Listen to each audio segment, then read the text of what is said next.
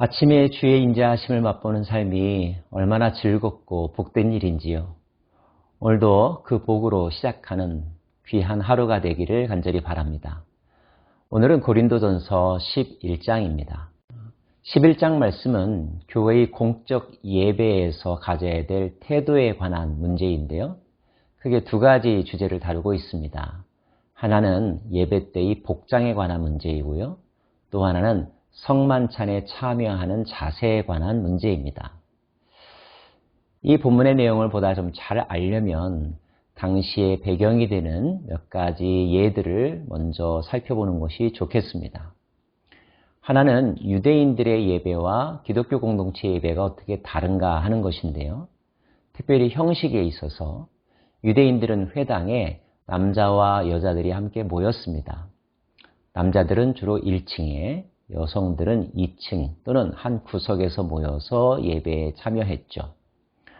남자들은 머리에 모자를 쓰고 예배 때 여러 가지 순서들을 맡아 행하면서 적극적인 참여자가 되었습니다.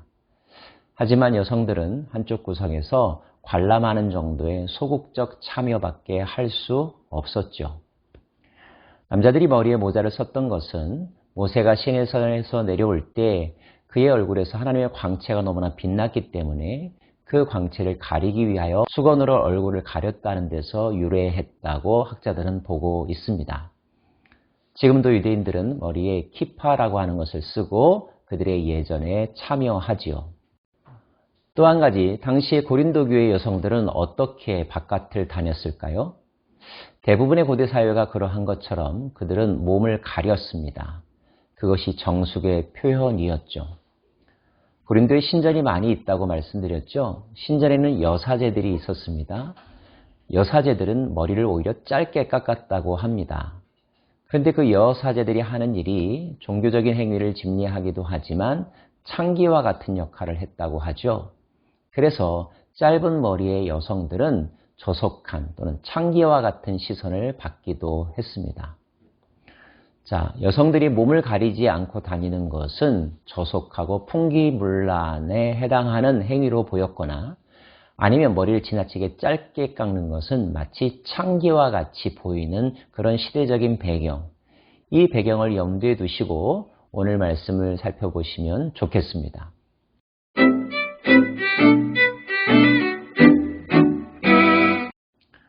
먼저 바울은 앞부분에서 예배 때의 복장에 대해서 이야기합니다.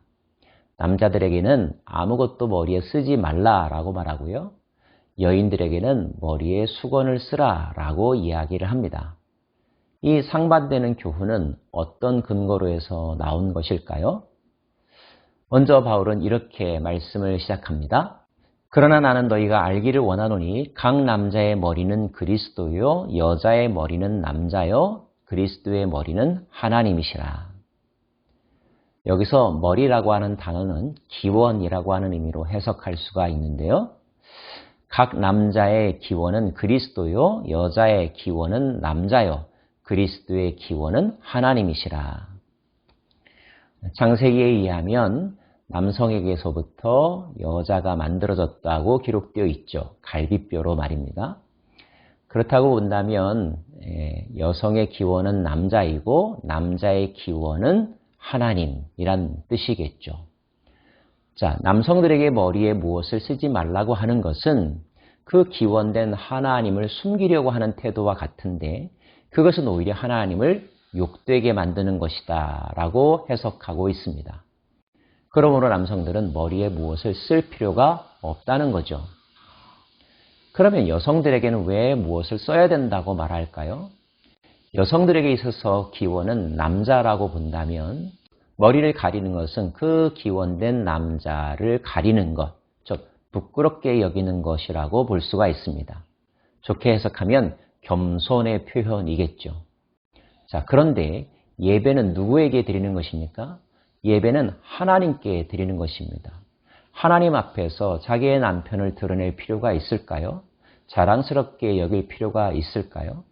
예배는 오직 하나님께만 영광을 올려드리고 하나님의 본질을 드러내면 되는 것이니까요. 그러므로 여성들은 그 머리를 자랑할 필요가 없다라는 것입니다. 게다가 여성들에게 있어서 머리는 자기의 아름다움과 신분을 드러내는 대표적인 외모라고 볼 수가 있는데, 긴 머리를 드러내는 것은 자기를 자랑하는 것이므로 예배에 합당하지 않다는 것도 의미 포함합니다. 더군다나 복음 안에서 누구나 다 자유를 누리지만 당시의 시대적인 상황이 여인들이 몸을 가리우지 않으면 저속하게 보고 심지어 음란하게조차 보는 상황 속에서 여성들이 아무것도 쓰지 않는 것은 그 예배에 대한 심각한 오해를 불러일으킬 수 있다는 점도 반영하고 있는 가르침이라고 해석할 수 있습니다. 즉, 정숙하고 겸손한 자세로 예배에 임하라, 공적 예배에 임하라고 하는 교훈입니다. 그럼에도 불구하고 본문은 많은 논쟁과 해석들의 차이를 불러일으키고 있죠. 저는 오늘 본문 가운데서 여러분이 기억해야 될 가장 핵심 구절을 말하라고 한다면 바로 이 말씀을 소개하고 싶습니다. 그러나 주 안에는 남자 없이 여자만 있지 않고 여자 없이 남자만 있지 아니하니라. 이는 여자가 남자에게서 난 것 같이 남자도 여자로 말미암아 났음이라. 그리고 모든 것은 하나님에게서 났느니라. 누가 먼저 났느냐 때문에 서로 우열을 가리는 싸움을 한다면 그럴 필요는 없다는 것입니다. 근본적으로는 모든 것이 하나님으로부터 나왔기 때문에 하나님이 우리의 기원이시고, 하나님 안에서 남자든 여자든 헬라인이든 유대인이든 심지어 종이든 자유자든 다 하나이고 평등하다는 것이 성경의 분명한 가르침입니다. 다만 그 가르침이 각 시대마다 또 시대의 문화와 풍속에 따라서 조금씩 차이가 있을 수 있고, 사람들이 부여한 의미에 따라서 이렇게도 또는 저렇게도 해석이 될 수가 있는데, 그 해석들을 고려하여 하나님의 영광, 하나님에게 집중하는 데 방해가 되는 것이라면 모든 것이 가하나 그러나 하지 말라는 것. 이 말씀을 오늘 우리 시대의 예배에 적용한다면 우리가 모든 것 자유롭게 입을 수 있고 또 액세서리 할 수 있지만 하나님에게 집중할 수 있는, 그리고 오직 하나님의 영광만을 드러낼 수 있는 복장과 옷차림이 가장 적합하다는 것입니다. 그것이 신앙의 본질은 아니지만 그러나 교회의 덕을 세우는 성숙한 태도요, 또 하나님께서 기뻐하시는 올바른 자유의 사용이라는 것. 여러분 어떻게 생각하십니까?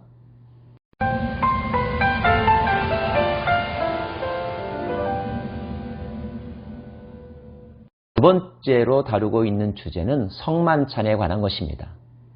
당시의 기독교 공동체 예배는 모일 때마다 성만찬을 시행했는데요. 어떤 사람들은 많이 먹는 사람이 있었고요.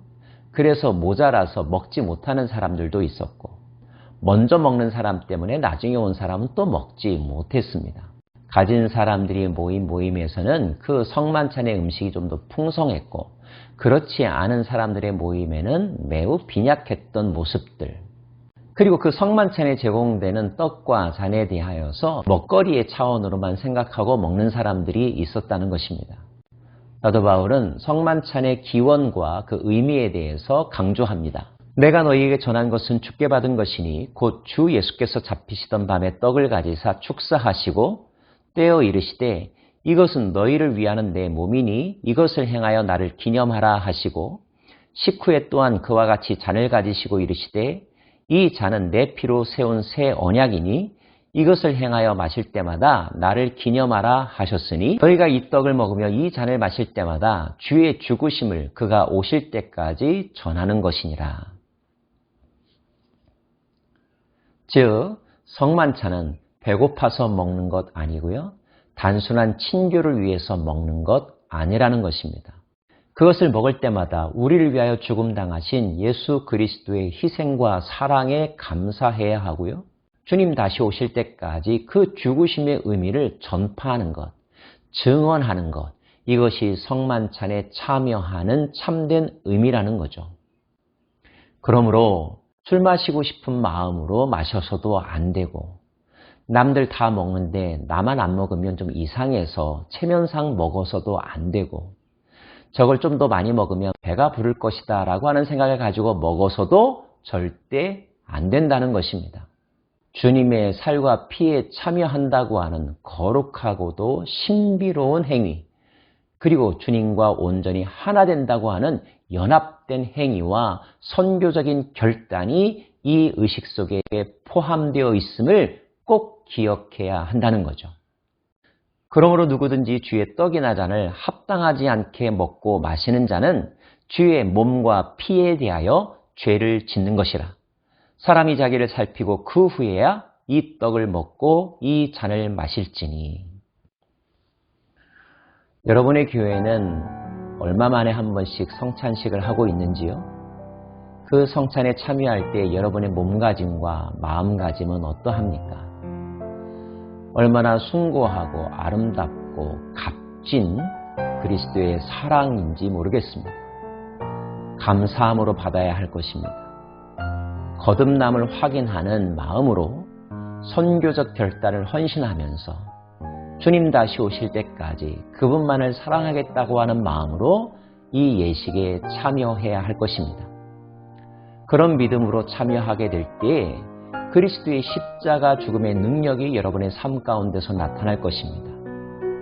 그 능력으로 죄의 유혹을 이길 수 있습니다. 영적 싸움에서 승리할 수 있습니다. 땅끝까지 이르러 주의 복음을 전하는 전도자의 삶을 살 수 있습니다. 우리의 삶의 구체적인 그리고 매 순간의 행위로 하나님의 영광을 드러내고 빛과 같은 삶을 살아갈 수 있을 것입니다. 오늘도 주의 말씀을 받아 먹으신 것처럼 주님의 살과 주님의 피에 참여하는 여러분 되시기를 바라고, 보혈의 능력, 십자가의 능력, 말씀의 능력으로 승리하시는 복된 하루 되시기를 간절히 바랍니다. 기도하겠습니다.